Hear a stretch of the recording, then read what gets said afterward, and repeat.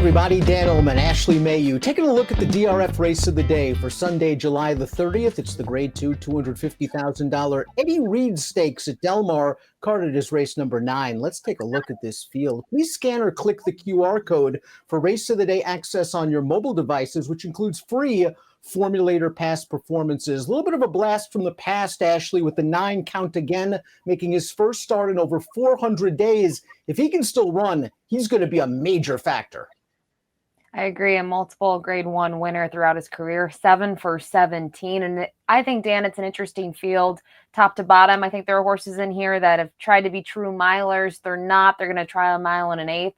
And on the opposite of that, there's some horses that are more of the mile and a quarter, mile and a half type. They're going to hopefully cut back and hope to improve. So it's a field of 9, but I think it's pretty competitive top to bottom. And this division out in Southern California, they have a habit of taking turns beating each other. So maybe it's a good spot for Count again to make his return and sort of reassert his dominance in the middle distance division on the grass out west. Let's take a look at the Timeform US pace projector. The one is I'm going to be somebody. He's expected to make the lead. I don't disagree with this pace projector. He has speed, the inside post, and I think they've got to make use of it. I agree. I think, in terms of the draw, it certainly helps him. And just looking at his running style, his best races have been when he's forwardly placed, and he's kind of stayed true to that throughout his career. I'm also looking at some others in here. Cabo Spirit is a horse that has been somewhat forwardly placed when you go to those efforts 2 and 3 starts back. But I think, to me, the next key in this would be Master of Foxhounds, who's typically just a length or 2 off the pace. I'm going to be somebody is a remarkably consistent and admirable horse. He wins on dirt. He wins on synthetic. He wins on turf. The question for him in this race is he good enough to win a graded stakes race on turf at Del Mar? Let's watch his last race on synthetic 2 starts back. This is the All-American at Golden Gate, and he set right off a moderate pace, got a really good trip, took over the lead, and grinds his way to a victory. This race then was followed by a good second in the Pleasanton Mile against a quality field on dirt. He's a solid horse. The question is he good enough? Maybe he has a pace edge. Maybe he does have a pace edge, and just watching this kind of replay, you can see he's a bigger horse as well. So I think the mile and an eighth, looking at a lot of his races between, say, a mile and a 16th, I don't think the distance is an issue, possibly the classes. But when you have speed, I do think you have an edge when you have some very deep closers in the field. And he's been consistent throughout his career, so you can't knock him. It's kind of nice to see them taking a shot with him. Gold Phoenix won the Grade 1 Kilroe Mile 3 starts back at a big price. Then might have found the mile and a quarter a little bit too far in the Charlie Whittingham, but he just didn't fire his best shot last time out in the Shoemaker. Could you find any excuse? I couldn't find an excuse when I watched the replay. It was a deep field. It was a Grade 1 event, but he was a Grade 1 winner, in prior efforts before that. So I don't know what to make out of him. 2022, he was a very consistent type and started 2023 off with a really big performance, but he's left some things to be desired. And just looking at this race, we know Phil D'Amato's got kind of an army going forward in this year's edition of the Eddie Reed. One of his soldiers is the 3 Balnikov, who's a very talented runner, but one that just doesn't have a lot of speed and is often at the mercy of race and pace luck. Now, 2 starts back, he got a wonderful closer's trip in the San Francisco Mile. They went fast early. He worked out an inside-out trip, and he just held off on a 50-1 shot that was closing with him. Last time out in the Shoemaker Mile, he got some pace. He just didn't break very well, and he didn't fire his best shot. I think he fits against these horses, but he needs the right setup. I agree. I think it comes down to trip. And I wonder if the race 2 back, he did get a good trip. The pace, though, wasn't necessarily hot. It wasn't slow. It was moderate.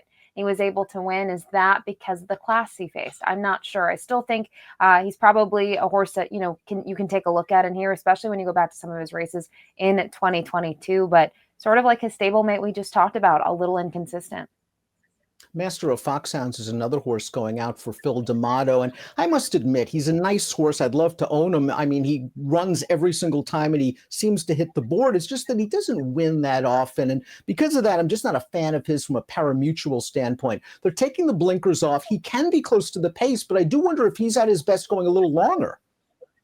He could be. I mean, looking at his races, maybe a mile and a quarter is the distance that he wants to run at. But I think the blinkers off is key. Just knowing that his last 2, they decided to try them, 2 tries in a row, no results. Go to the races 3, 4, and 5 back. He's right there. And no, he's not necessarily winning those races, but deep waters, I even think at this distance, just from a pace perspective, he's at least worth a piece at best.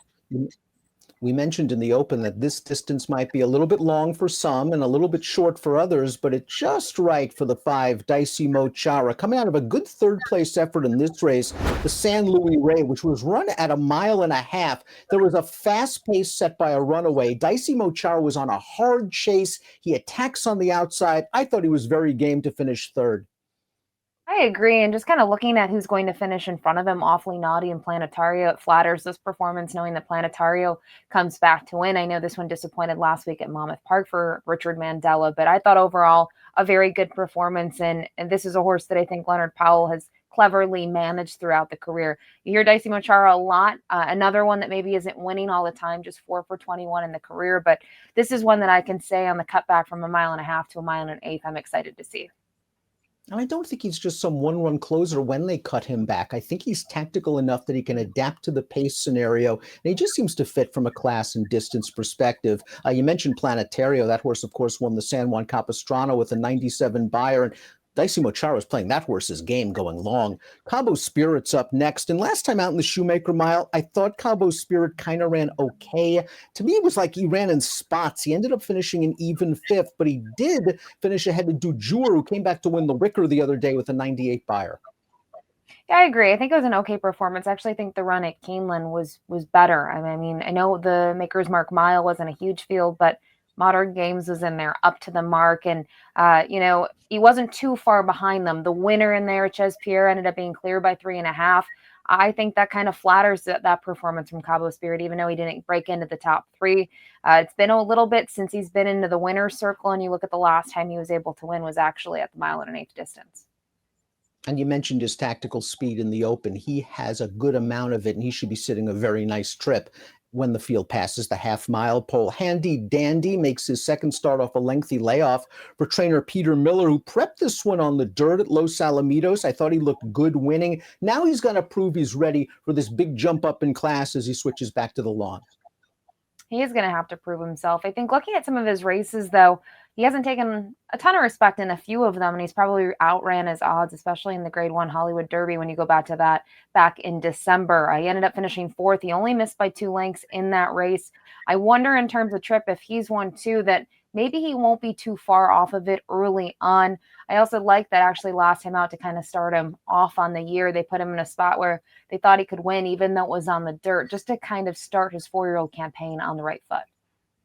I think the number 8 McKinnon's a little bit dirtied up going out for Doug O'Neill. This horse was good enough to be third in the Breeders' Cup Juvenile Turf a couple of years ago. He does well at Del Mar. You go back to his Del Mar Derby last year. That was a race that was just dominated by the front runners. They ran 1, 2, 3 all the way around the track, and McKinnon tried to rally into it to no avail. He then ran really well in the Hill Prince against fellow 3-year-olds, going this mile in an 1/8 distance. And last time out, I'm willing to give him the layoff excuse. I'm willing to give him that too. I think he probably needed that race, especially just knowing with sometimes these turf horses, it takes them a little bit because they are in strategic spots where there's grass, and depending on what part of the country you're in, if you're not in, say, Florida, depending, the time of the year, or California, your options are limited and your season is limited. So it is also interesting to see him go back to the Doug O'Neill barn. As you mentioned, this horse is proven at Del Mar, so you have to think that probably played a factor in it. When Count again is feeling good, he's not only probably the best middle distance turf horse in Southern California, he's one of the best in the country. And here's what he did before the 400-day layoff. He wins the Grade 1 Shoemaker Mile, and he looks strong doing it. Set right off the pace, is going to blow by the 2-5 favorite, and Smooth Like Straits, a really consistent and admirable campaigner. Count again earned a giant Beyer speed figure for this race, and I just trust Phil D'Amato despite the layoff.